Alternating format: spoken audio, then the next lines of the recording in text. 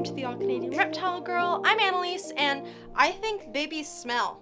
Babies smell. At the end of April, Cali, my marvelous Macklot's python, laid 18 eggs. And I think that it's about time that you meet the tenants of those eggs. So let's go!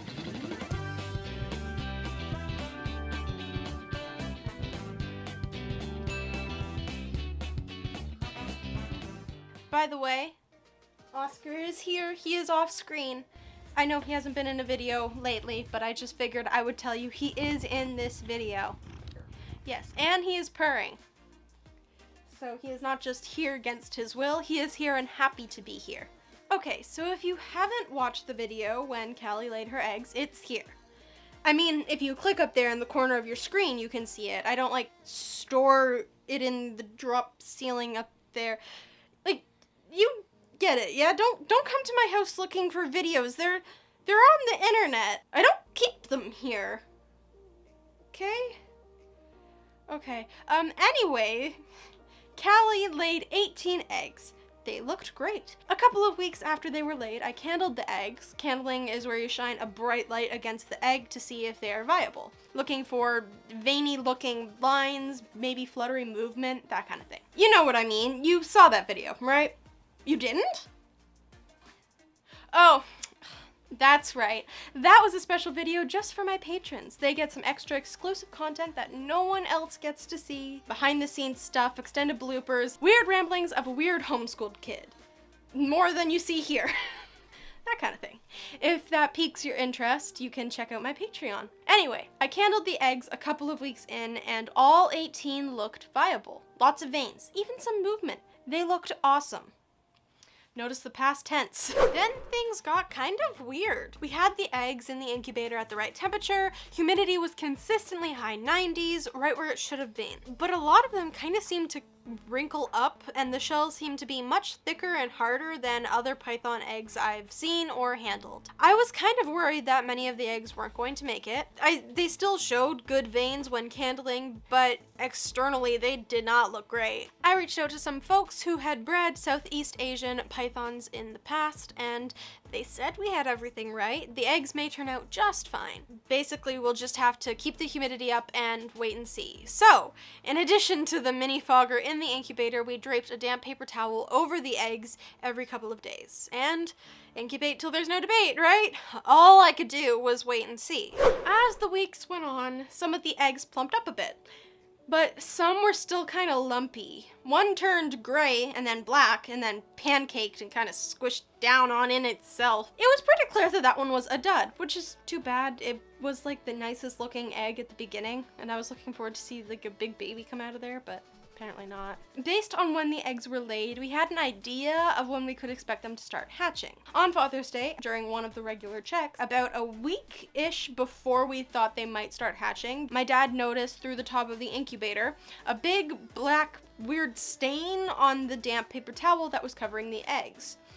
He thought one of the eggs had rotted and oozed through the paper towel somehow and was thinking that he'd have to deliver some bad news. But upon closer inspection, he realized it was not a stain, but was, in fact, a tiny, perfectly healthy looking baby python curled up on the paper towel. Our Macklot's pythons are hatching. Hi, cutie. What day is it today? Oh, he's brand new. Look at his skin. I don't think he's even shed yet. Oh, you're actually so nice. Are you gonna bite me now? Oh my goodness. Well, that caused quite a stir, and we all rushed down to see the babies. Except there weren't any. Pulling back the paper towel revealed 17 lumpy eggs and the one shriveled dud. The empty egg from the hatched snake was there, but it looked like all the rest were undisturbed. We had gently checked the eggs and found another empty egg and a third with a tiny hole and a little nose poking out. The second baby was in the water reservoir at the bottom of the incubator and looked great as well. Actually kind of upset that we disturbed him too. He was like, rude. So we put them all back in the bin so that they can encourage their siblings to make their way out as well. Apparently, the wiggling of the hatched snakes over the eggs that have not hatched often triggers the others to start working their way out too. Oh, I forgot to mention, baby snakes have a sharp little protrusion off of their snout right above where their little like mouth hole is. and that is called an egg tooth and is basically there to help the baby snakes get out of their shell by slashing it open. And it'll fall off shortly after the baby is out of the shell. So that is why when you look at a hatched eggshell, you might see multiple little slits in it. It's the egg tooth. We checked back in the next day and there were a couple of more snakes out, all looking healthy. A couple of eggs had pipped, little heads or snoots poking out, but a few eggs had no signs of hatching. So because it had already been over a day, we decided to cut the remaining eggs to facilitate the babies making their way out into the world. Cutting eggs can be a bit of a hot topic, but there is cutting eggs and then there's cutting eggs. Some breeders, after a certain amount of days, cut their eggs regardless of what's going on, and some just even yank the babies out. Kind of rude if you ask me, and not something I support. On the flip side of that, you have some folks who argue that we should be letting nature do its thing, and if the baby is unable to get out of the egg on its own, whether it's because it doesn't have an egg tooth or its egg tooth fell off prematurely, then it shouldn't be helped into the world and into potential breeding populations artificially. That snake would never have made it in the wild. Survival of the fittest, yeah? But we're already upending what would have happened in nature. Assuming we're good, responsible breeders, we are providing care so that the parents are of optimum health, steady diet, low stress, no parasites or injuries, whatever. Not necessarily what they'd get in nature. We do all sorts of stuff to make sure everything is just right for a successful pairing. And once the eggs are laid, we make sure that they aren't getting jostled around or eaten by predators. We incubate them at just the right consistent temperature and humidity. There's a lot of intervention from us to give these eggs a much better shot at hatching than they would ever have in nature. So to me, at least, it seems a little bit silly to go through all of that and then go poking a hole in the egg to let the baby out? Outrageous! You know, you should let nature take its course. Right? Now, like I said, cutting eggs wide open at a prescribed time and pulling babies out because you're impatient or you want to see if you hit the genetics that you were hoping for, that's not okay. I know some argue that it's fine and it doesn't harm the babies, but I can't imagine that it is not intensively stressful to the hatchling. I mean, that's its first image of coming into the world. I think that we should let them come into the world when they are ready, on their own terms. We can give them a little assistance if needed, but we shouldn't be doing all of nature's work for her, you know? With how tough and thick the eggshells seemed, almost like they were over-calcified, but I'm not sure, I wasn't confident that all the babies would be able to get out on their own, even with their egg tooth. But with some babies hatching on their own and others pipping, I was confident that I wouldn't be opening the eggs prematurely and risking the baby snake. So I decided to make some tiny slits in the remaining eggs to give the little noodles a peek at our big world. Oh, hello. Over the course of the next couple of days, more snakes emerged. Oh, hi. Oh, you're just a slippery little spaghetti. Oh, no, come back here, slippery spaghetti. No. And the last two to hatch were very stubborn and would not extend out more than a couple of inches out of their egg. After a few days after the other snakes hatched, they were actually kind of looking a bit poorly and a little dehydrated. So I did intervene and coax them out. I gave them a quick soak and into the bin they went. And the next day I could not differentiate between those two last snakes with any of the others that left the eggs earlier. Every one of the hatchlings seemed bright and alert and active and so cute that I cannot contain myself to this day. Why are they so adorable? Why did you make such cute babies? Do you know how cute they are? You don't. You don't. They're also mean. So how many of these evil little things made it overall? Well, if you remember, Cali laid 18 eggs. One was an obvious dud, so that left us with 17 eggs that ended up hatching. So now that we're a month later, how many have made it? Let's count. 1. And then I'm gonna, ow! 2. Can you see that? Great, he's mean. 3, 4, 5, 6, 7, 8. Neat. Oh my.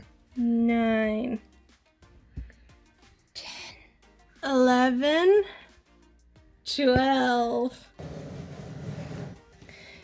13, 14. He's gonna bite me. Ow! Oh, I'm sorry. Okay, you know what? I'm just gonna... Ah! Close this. I'm sorry. Woo. 15. And 16. And then there's one that's just mysteriously vanished since Adam left.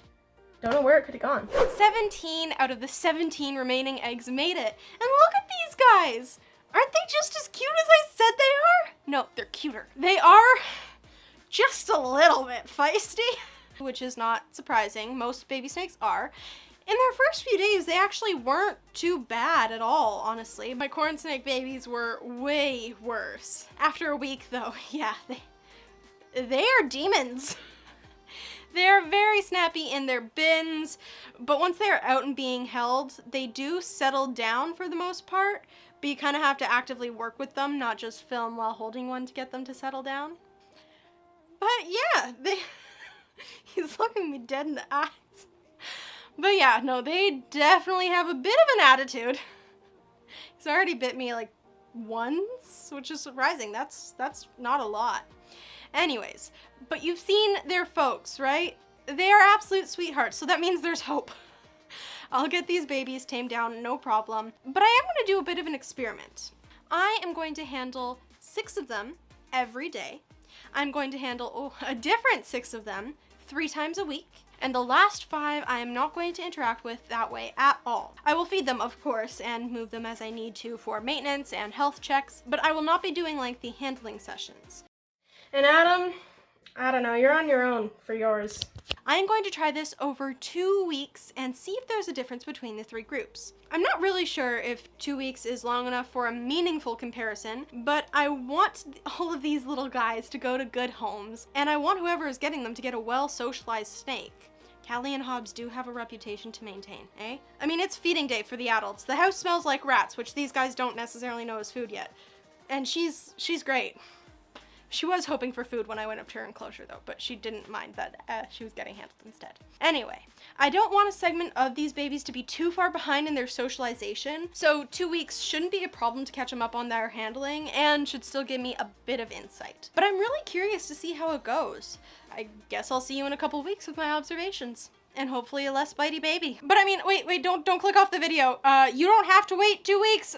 This is gonna be in the same video. I have to wait 2 weeks and then I'll edit the observations into this video. Please don't leave yet. You do know how videos work, right? These guys are very defensive in their bin, but once they are out, they do settle down a bit. But they do have a tendency to throw you a curveball and just start striking and biting out of nowhere. Though I have seen a decrease in that happening throughout this process. Like, they like to keep you guessing almost, but sometimes they're just cool. So anyways, my process for tracking the level of sass is to count the number of strikes and bites when first taking them out of the bin, then track the strikes and the bites during a 5-minute handling session. In my handling, I follow advice from Kevin McCurley at Nerd. Nothing is sacred, meaning touching the tail, touching over the head, the mouth, belly, all over. Basically, they need to get used to being touched anywhere at any time. So, after 2 weeks, I can tell you that both groups of handled snakes did overall seem to settle down. They were less bitey coming out and during handling, and overall the group handled every day does bite less, especially when coming out. Although there are some individuals within both groups that do buck the trend, but is this really a result of the handling or just by virtue of them getting older? I did also notice that they got bitier when the weather outside was like off, like it was gonna rain or something like that, and when they were in blue. That one did make them rather upset. Well, let's see how they compare to the group that has never been handled. I'm honestly a little bit afraid of them because they haven't been handled so far. So, just so you are kind of caught up, none of these have been handled for 3 days. And I did that kind of to let them reset and see, almost like a test. Like, you know, when you get back into school, since it is that time of year, you go back to school, you might take a couple of tests just to see if you remember everything from last year. This is that for them. So, I'm going to go and handle all of them, and I will compare them to the average of the last 2 weeks, the amount of strikes and bites that I get today. Let's go see how many times I get bitten. I know I will be, at least once. That's all I'm sure of. Okay, let's get to that.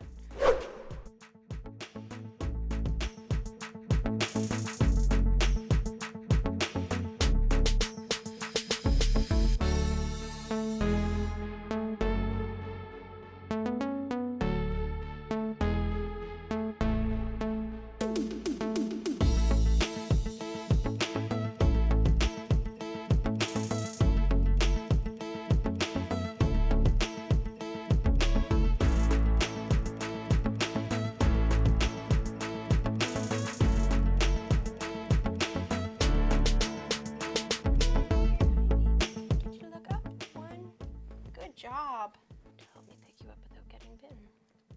Really, you can tell the difference. Like, they're both in strike poses. 1, 2, over here. Look over here. Okay, yeah. 3. Ow! That one got me. Stop it. You know what? I'm gonna take out right first because they're not the brightest.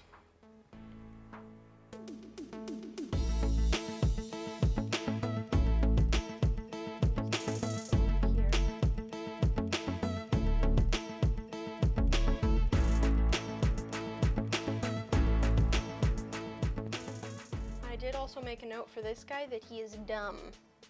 1. For this exact reason. He has no idea about the hand behind him. Come here.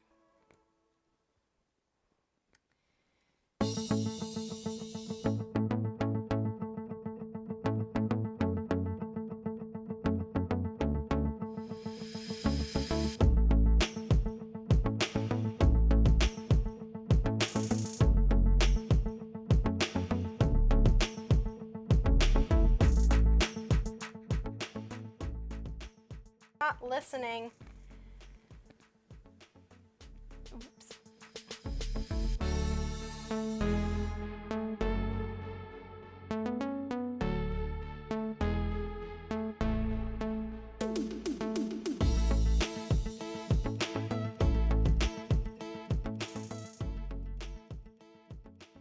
So I'll put a little chart up just so that you can see like the progress. Editing Annaliese will take care of all of that, so don't worry. Or I shouldn't have to worry. You'll already be seeing it. Never mind. You know what? So day 1, the everyday handled bins, so the group of these 3 altogether averaged out at 6 strikes or bites per snake. And the bins 4 to 6, which are the 3 times a week, averaged another 6 bites per snake. And the never handleds started at 7. So they were all roughly the same jumping off point. Now, today, are you ready? So group 1, that was handled every day, used to be 6 strikes per snake on the very first day we started this, and is now 1.83 strikes per snake. Fancy. The second group, so the handled 3 times a week group, now, today, their average is 2.67 bites per snake. And then the never handleds were honestly terrifying. I feared for my life a bit there. Also, my hands stink now, so, because they musked. So they were 7 was what they averaged out at. Now they're at a 6.25 per snake. So just so that you know the numbers, other than what was just stated, the never handled struck / bit all in all 25 times.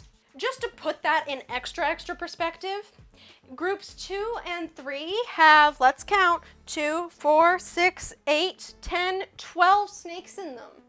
And these last 2 bins have 4 because Adam stole one of my snakes. And these 4 got only 1 less than these 12. I just got bitten, as I'm bleeding, as I just got bitten 51 times to tell you to handle your snakes. It'll make them more handleable. Okay? Please, don't let my blood fall in vain. Okay, so like I said, I will put up all of the scores in the charts so you can see all the progress right there in the numbers, but it is so very noticeable, the difference between the handled groups and non-handled. My hands that are now bloody can attest, which honestly shouldn't have been that surprising, and it wasn't.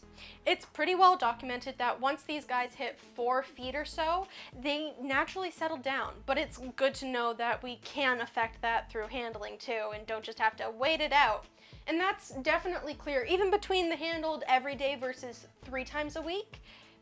The 3 times a week, while they did strike roughly a similar amount of times as the handled every day, the 3 times a week, they were far more defensive in their bin, whereas the every day I could just kind of like reach in and just take them out as long as I was nice and gentle with them. Obviously, you want to be gentle with the baby. But yeah, it's insane the amount of difference just that few extra days of not holding does. So that's that, I guess. I have a bit of catching up to do on some of these demons. That'll be painful. To anyone who's on a waiting list for these guys, you don't have to worry. You'll be getting, or already got, depending on when this goes live or you are watching this, one of the handled ones. I promise. It's okay. I won't be selling the last 4 for a couple more weeks, so I will have them caught up and ready to go for anyone else in Canada looking to buy one of these spicy, demonic noodles. Okay, let's go back to long-haired Annaliese to wrap things up. So that's it for today. I hope you enjoyed meeting Cali and Hobbes' feisty little babies. Hit that like button if you did, and make sure you're subscribed and follow on Instagram so you don't miss any updates on them. Thanks to you all for watching, and until next time, remember to nurture all nature. Bye! There's a baby snake on top of the camera. Great, can you stop going towards your baby? You're scaring her! Or him. Alright, cool. Observations. Don't leave yet. Leave when I say you can. Which is after the bloopers. Whoa! Technical difficulties? Is this a new prompter app? No. Oh, well it's actually working, so I was surprised, and I was like, oh, is it new? No. Oh. Okay then.